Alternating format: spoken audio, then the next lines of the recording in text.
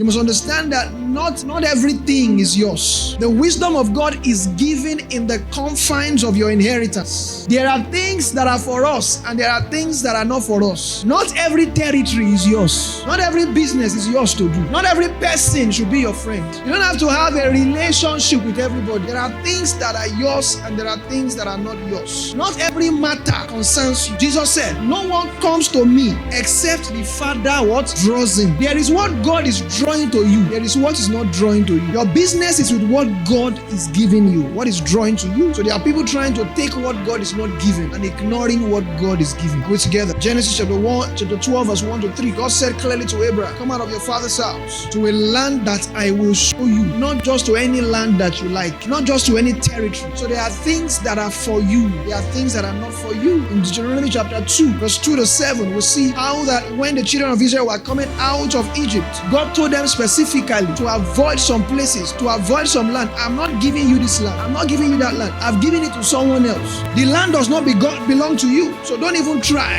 Not everything is yours. Tell somebody, not everything is yours. For some, that girl you are eyeing is not yours. Not everything is yours. Not everything that is fine is yours. That guy that you are eyeing is not necessarily yours. So funny how people struggle for what God is not giving them and they look away from what God is giving them. There are things God is giving you now that you are looking away from because it doesn't come in the shape and size that your carnality desires. There's a business God is giving you, but you are pursuing the one He's not giving you. There's a relationship God is bringing your way, but you are pursuing the one He's not bringing your way. Tell somebody again, not everything is yours. Some things are not meant for you. 1 Corinthians chapter 2, you are pursuing what is not your own. You see, you will end up in heartache. You will end up in all kinds. You will be using all kinds of agbari that is not necessary. It says, we have not received the spirit of this world, but the spirit that is of God, that we might know the things that are what? Freely given to us. There are things freely given to you. That is what you should focus on. Romans chapter 4, verse 1 to 3. It says, so how do we fit what we know of Abraham, our first father of faith, into this new way of looking at things? See, if Abraham, by what he did for God, got to approve it, certainly I've taken credit for it. But the story we are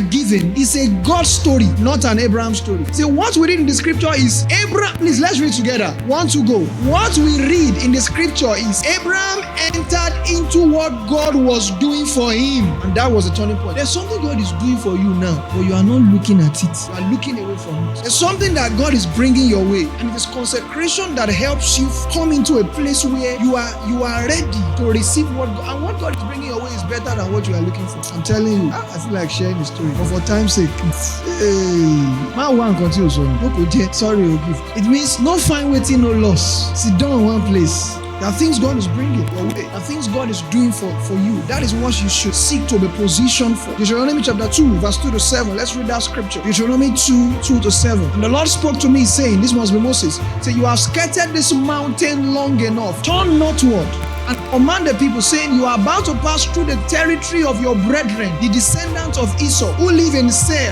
and they will be afraid of you. Therefore, watch yourself carefully. Do not meddle with them, for I will not give you any of their land. Not everything God is giving. That you are anointed doesn't mean everything belongs to you. That you are talented doesn't mean everything you should do everything. Not so much as one footstep, because I have what? Given Mount Seir to Esau. How am I speaking Yoruba? As what? A possession. He said, you shall buy food from them with money that you may eat, and you shall also buy water from them with money that you may what? Drink. For the Lord your God has blessed you in all the work of your hands. He knows your trudging through the great wilderness. These 40 years, the Lord your God has been with you. You have lacked nothing. So there is an inheritance with your name written on it. There is what God is giving to you, and that's what you must seek. Psalm chapter 16, give us that scripture. Let's buttress this further. Let's start from verse 1. Just keep me safe, O God, for I have come to you for refuge. I said to the Lord, you are my master. Every good thing I have, what comes from you. There are people who are wanting things that does not come from God. Say, the godly people in the land are my true heroes. I take pleasure in them.